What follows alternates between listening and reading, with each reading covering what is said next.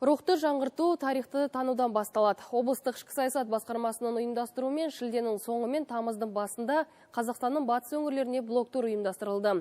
Рухани жаңғыру науқанының аясында іске асқан шараның басты мақсаты киелі жерлер мен тарихи нысандарды аралап, халыққа кеңінен насихаттау. Танымдық сапарға біздің де тілшіміз барып қайтқан еді. Ендеше Жазира Бектемісқызы мен батысқа бірге саяхат жасалық. Әуелгі сюжет Бекет атаның жер асты мешіті жайлы болмақ. Мединеде Мұхаммед, Түркістанда Қожа Ахмет, Маңғыстауда Пірбекет. Бұл сөз ғасырдан ғасырға, ұрпақтан ұрпаққа беріліп келеді. Неге десеңіз, үш тұлғада ислам дінінің өркендеуіне қомақты үлес қосқан. Соның бірі кіші жүздің Адай руынан шыққан Бекет Мырзағұлұлы. Шамамен 1750-1813 жылдар өмір сүрген. Озбырлықтан обал мен сауаптар ашалаған пірадар, әлсізге медет, күштіге айбар.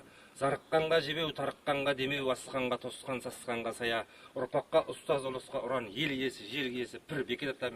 Заманында батыр, ағартушы, сәулетші, сәуеге атанған ол бір қауымның емес, бүкіл елдің қамын жеген. Әулие жайлы, халық аузында аңыз әңгімелер көп. Көнеден жеткен көп дерекке сүйенсек, Бекет атаның 4 мешіті болыпты. Мынау соның біреуі. Бейнеу кентінің оңтүстік батысынан 20 шақырымда орналасқан Бекет ата жер асты мешіті мен қорымы 13-19 ғасыр аралығына жататын сәулетті нысан, көпшілік кие тұтар орын. Атаға жиі келіп тұрамыз.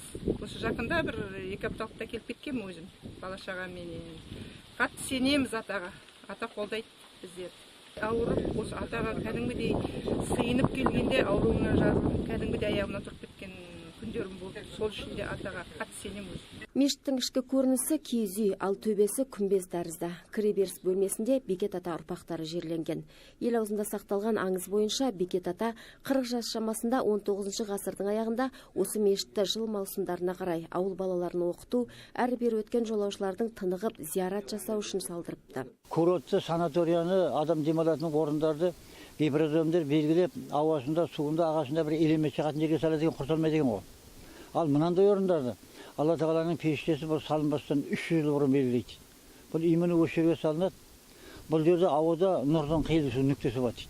Қалымбет Әбуұлы Бекет атаның 6 ұрпағы 21 жылдан бері осында шырақшы болып келе жатыр. Айтуынша мешіт 1982 жылы мемлекет қорғауына алынған. Мешіт жанынан түнеухана, намазхана, асхана салынып көгалдандырылған. Ұйықтай алмай кеткен адамдар 2-3 күнден қалмай ұйықтап кетеді. Талай жынданған адамдардың жақсы болып кеткенін көрдік. Президент жоқ адамдардың келіп түнеп, президент болып кеткенін көрдік. Қасиетті орын ғой.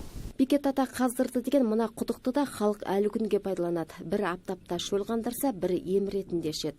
Айта кету керек, 360 әулие мекен деген өлкенің көшін бастап тұрған Бекет ата Мырзағұлұлы 63 жыл жасап, пайғамбар жасында қайтыс болыпты. Мүрдесі оғыланды да жатыр. Жазира Исаева, Мәди Байбосынов, Жетісу телеарнасы, Маңғыстау облысынан.